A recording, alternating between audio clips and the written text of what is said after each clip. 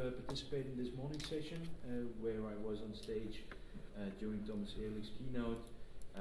I'm on Thomas's staff working with our traditional channel, I call it the core channel, which is our distribution resale pathway, as well as Fujitsu.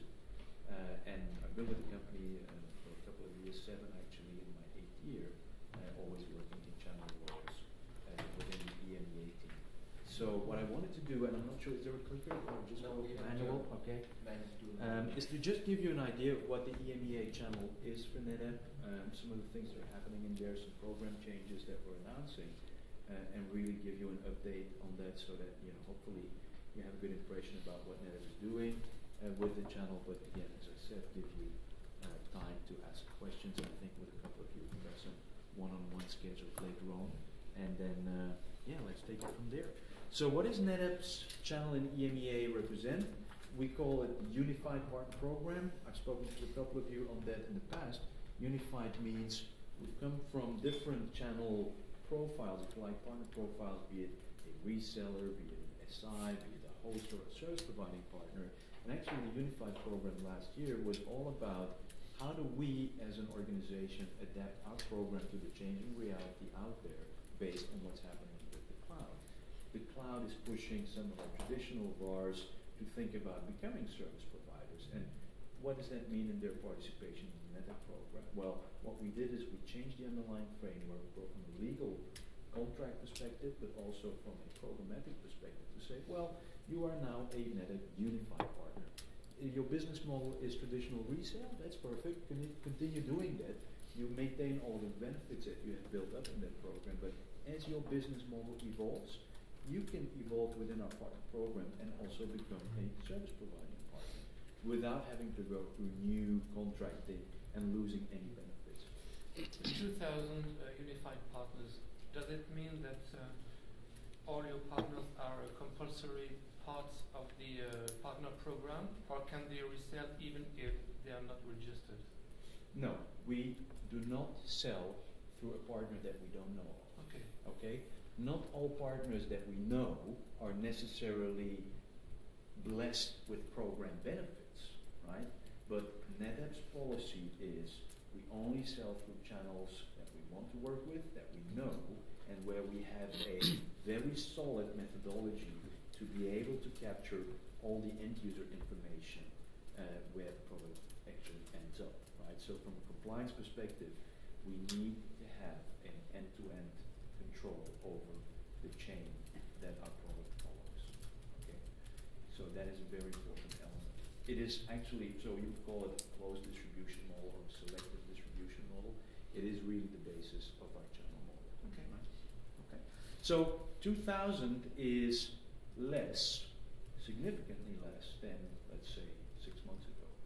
And what we're doing is we're applying even more extensively the requirements that we have to be a Netapp partner. Our conviction is that being successful in Netapp and ensuring customer success requires investment in our technology, and only by meeting the requirements that we have defined in our program can we ensure that this customer success will occur. So we are becoming more and more stringent on applying checks around compliance when it comes to meeting the training requirements, the certification requirements, the revenue requirements that the partner needs to deliver in order to be part of the Netapp partner program. What was the number 6 months ago? It was. It had a 3 in front of it, probably around 1,500 more. Yeah. Okay. Okay. And those were terminated very recently. Okay. And you will see that we're continuing to change the requirements to be a Netapp partner in the traditional resale model. It's 2,000 unified partners, so those are the end-user-facing partners, I would say. 60 distributors, about 125 service providers, which is not my specialty. As I said, I'm more looking at the traditional channel. And as you saw this morning, our business in EMEA is about 87% through channel partners, which, you know. Did you also cancel some distributors? Excuse me, can you repeat? Did you also reduce the number of No, distributors? no. We did not reduce the number of distributors. Okay. So channel mix 87%, which is slightly above what it was last year and slightly above what it was the year before. So this is not something that we are goaled against, right? But this is the outcome of our business model. We see channel partners as an essential tool to create the customer success that we believe our technology allows and has the potential to deliver. What this means, in my personal analysis, if you look at the market we can address with our portfolio, and if you look at the IDC reported market share in those price bands where we are active, we are the number one storage and data management vendor to the channel, right? So this is, close to 2 billion of business going into the channel community in EMEA. And you enhance that with their own services capabilities around it. I'm quite confident that this is the most important storage brand to the channel community. So our bookings, you saw this morning. I'm sorry, this is too fast. You saw this in a different way from Thomas. 87% indirect, 13% direct business. Of the indirect business, this is the split between direct resellers, what I call tier 1s. Tier 2 is what goes through distribution. So distribution touches 60+% of the total channel business, and we have about 35% going through direct resellers with us. Okay? And distribution is actually growing, which is perfect. Now, if you look at the split on an account level, we see that our channel, in our classification on enterprise and MSB, you may have heard that, MSB is everything under $1 million for Netapp, is covered through channel partners, about 2/3 of the enterprise, and 3/4, 73% and 27% through the MSB business or in the MSB business. Okay? So of the channel business, about 75 in the enterprise and 25 through the MSB. Apart from the segmentation, can you give a general idea of the geographical breakdown? I mean, since the economic conditions in Europe are quite weak, but all the same depend on the country, would you see several trends, whether you sell through channel in Northern Europe or Southern, or is it all about the same? Yeah, the channel mix is about the same. The channel performance is very comparable in most mature markets.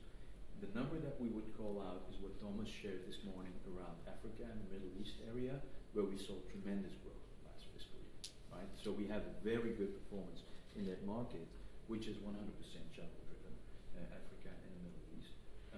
Obviously, those economies are growing quite fast compared to traditional Europe and certainly the Eurozone area, but that would be the region that really stood out last year, would be what used to be called the emerging markets, but Africa and the Middle East being really the highlights with, I think it was 17% growth that we called out for that area last year, which is quite significant because it's a 100% partner-led sales model that we have there. Okay, so that's how I would. The other trends are mostly similar between Northern Europe, Central and Southern Europe. Okay. So the enterprise business, just by partner type, and you saw this morning, this more color. Star Partners are biggest or largest resellers, over 8 million euros a year, platinums, golds, and silvers. So what we're trying to say, and the other is the SI community, global SIs, the Accentures, and what have you. And this is the same type of partner than in the MSB segment. What we're trying to say with this slide is there is no myth around the big enterprise partners only do business in the enterprise space. Star Partners only cover large accounts. That's not the case. We see Star Partners actually growing the fastest in the MSB space, right? So once you know how to sell Netapp, partners will apply that wherever the demand is, and they will go and deliver that solution in there. So we have a very healthy mix between all partner types in the MSB, and obviously a bit more predominant. What is hidden on the other part?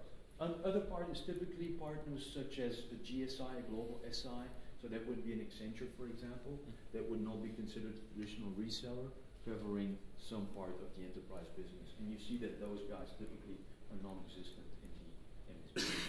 Okay, also Fujitsu agreement? No. Fujitsu would be captured in this. Okay. And from a product perspective, this is how it would look. If you think this, the yellow box is all of our high-end systems. This is the distribution over the different partner types. So yes, you do see some of the larger partners taking some of the larger systems, which is logical, but still, even in there, you see that it's a very healthy mix between all partner types, bringing all types of solutions to the market in all types of accounts. So a very healthy mix of new partners coming in and actually bringing us into new environments. So the MSP is the growth engine. I talked about that this morning as well. I won't repeat it too much unless you have specific questions around it, but clearly this is the one that drove the majority of the growth in our business last year. And I think there's a couple of reasons for that. One is the channel, of course, that has a great opportunity in the MSB space to clothe whatever product with their own know-how, IP, and services, and where typically the Netapp products for that market, the FAST 2000s, as well as the E-Series products, just have a tremendous value proposition to the end customer, where the channel partner says, in these days of economic crisis or financial difficulties to make capital investments in the customer environment, let's go for a multifunctional, high-value solution that covers a lot of needs from a customer's perspective while not costing huge resource from a management capability.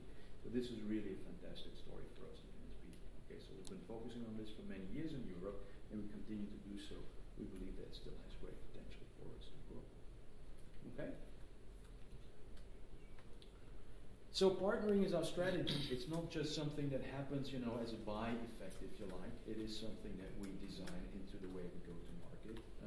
Even into the future, when we think about the hybrid cloud model, where we believe customers will choose to have, where customers will choose to have some on-premise infrastructure combined with services hosted either at a hyperscaler or some other public cloud offering. The question really is, how does the customer get the confidence of making that shift, including how to handle his data, which is by far the most critical piece in his IT environment. Being able to help our partners to deliver that value proposition back to the customer is what we see as the next wave of development that we need to undertake as a company. But again, that will be the success for our customers in the long term. Our partners' capability to build this hybrid environment between on-premise Netapp infrastructure and cloud-based compute or applications, whatever it may be. Okay.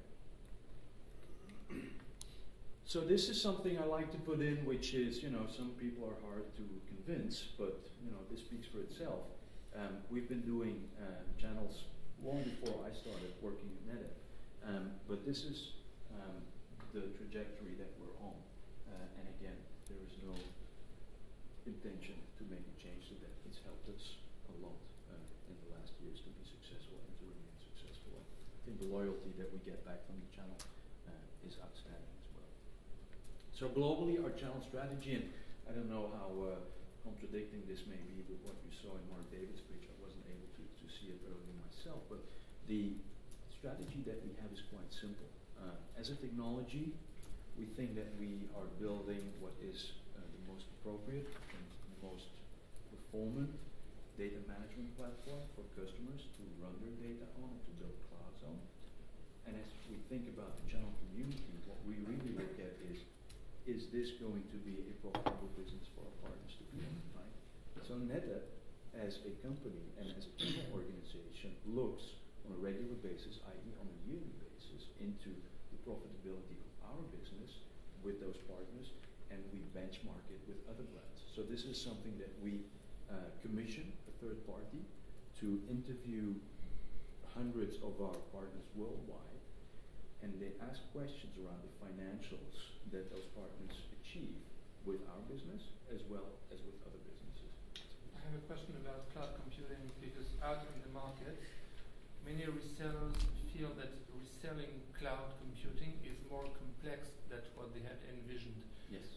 Would you say the same for your resellers? Are they reluctant and afraid, or do they trust you? Let me go get a glass of water. Yeah. Not because it's such a challenging question, but because Challenging answer. So it's a very